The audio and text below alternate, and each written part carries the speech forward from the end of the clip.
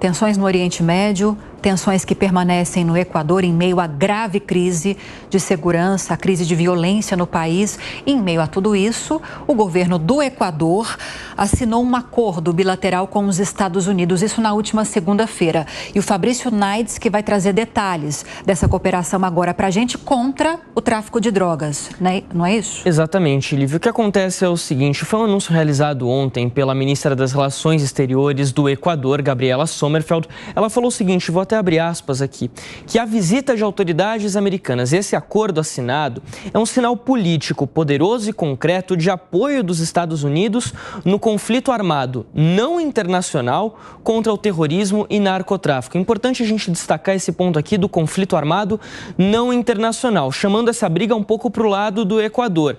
Mas a gente precisa levar em consideração primeiro o seguinte, essa visita americana, como que ela se deu? Desde que a gente fala há cerca de 2 semanas dessa eclosão de violência no Equador, que começou com a fuga do Fito, um dos principais líderes de gangues do narcotráfico equatoriano, autoridades americanas de fato foram a Quito para visitar o presidente Daniel Noboa, prestar ajuda a ele nesse combate à violência. As autoridades são as seguintes, inclusive até anotei o nome delas aqui, o assessor presidencial especial para as Américas, Christopher Dodd, a comandante do Comando Sul, Laura Richardson, e o secretário adjunto da Oficina de Assuntos Antinarcóticos, Christopher Landberg. Ou seja, a Casa Branca preocupada com essa movimentação no país, porque a gente está falando do Equador, que é mais ou menos o seguinte, Lívia, ele não é um país conhecido por produzir drogas, especialmente cocaína, mas sim por exportar as drogas para outros países. E aqui a gente está falando principalmente, claro,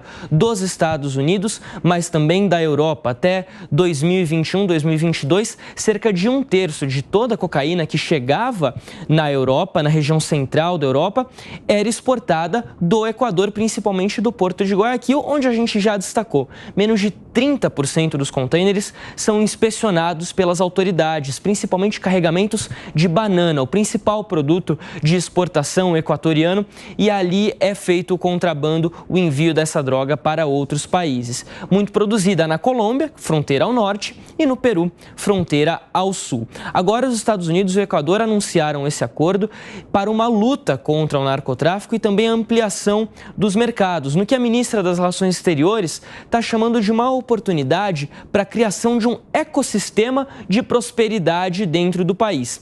Eles não deram muitos detalhes de como esse acordo deve funcionar e, de fato, no que os Estados Unidos vão contribuir.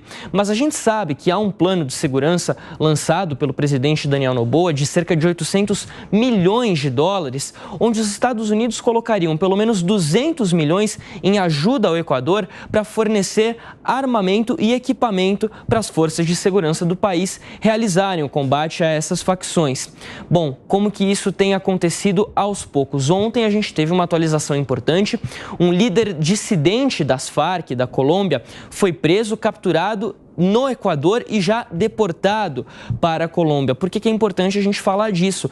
Porque esse aumento da violência no Equador começa muito ali a partir de 2016, quando as Farc acabaram na Colômbia, foram extintas, oficialmente um acordo fechado com o governo, mas facções dissidentes de membros que não aceitaram esse acordo continuaram nesse regime do narcotráfico, movimentando essa região. Isso acontece também muito no Peru e no caso do Equador eles sofrem muito também com gangues vindas do México. Bom, quando a gente fala também do não internacional, que a ministra havia destacado, há uma internacionalização, de fato, dessa questão. No final de semana, Bolívia, Peru, Equador e Colômbia anunciaram aqui na região a primeira rede de controle ao narcotráfico internacional interfronteiriça para combater essa movimentação que é muito importante para a região. A gente segue acompanhando, então, detalhes desse acordo de cooperação bilateral. Fabrício Naides, que mais uma vez, muito obrigada. Até a próxima. Até.